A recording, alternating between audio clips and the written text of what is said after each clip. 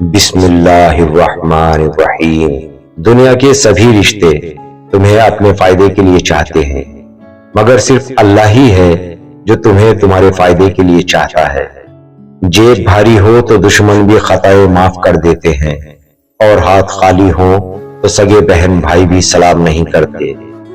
بعض رشتے ہماری برداشت کی وجہ سے قائم ہوتے ہیں، اور ایسے رشتے اس وقت تک قائم رہتے ہیں جب تک ہمارے اندر برداشت کی طاقت موجود رہتی ہے۔ ہم نفرتوں کے اس قدر عادی ہو چکے ہیں کہ محبتیں بانٹنے والے کو بھی شک کی نگاہ سے دیکھتے ہیں۔ جب رشتوں میں ضد اور مقابلہ آ جائے تو یہ دونوں جیت جاتے ہیں، لیکن رشتے ہار جاتے ہیں۔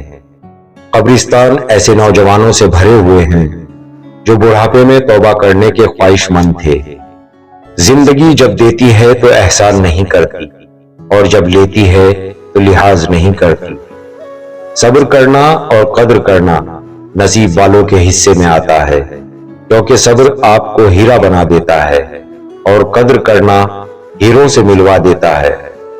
اگر آپ کا بلڈ پریشر غریب کے سامنے جلدی چڑھ جاتا ہے اور امیر کے سامنے نارمل رہتا ہے تو آپ بلڈ پریشر کا نہیں، منافقت کا علاج کرائیں۔ جس انسان میں ذاتی صفات نہ ہو وہ اپنے لباس سے لے کر اپنے مکان تک اپنی ہر شے کی تعریف چاہتا ہے۔ ظلم اور والدین سے بدسلوکی دو ایسے گناہ ہیں جن کی سزا اللہ دنیا میں ہی دے دیتا ہے۔ دنیا اگر ہاتھ سے نکل جائے تو بندہ غریب ہو جاتا ہے، اور اگر یہ دنیا دل سے نکل جائے تو بندہ ولی بن جاتا ہے۔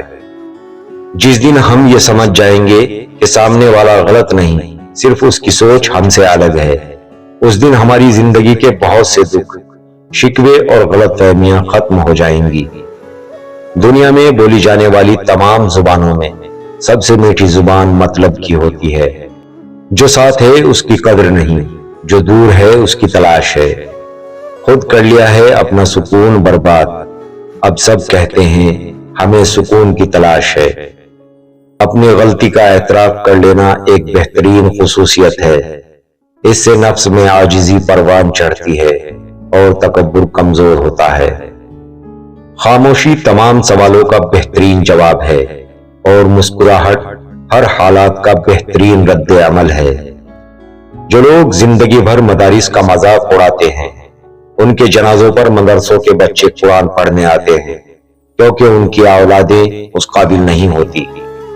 خود کا دوسروں کے ساتھ مقابلہ کرنا چھوڑ دیں۔ سورج ہو یا چاند اپنے اپنے وقت پر ہی چمکتے ہیں۔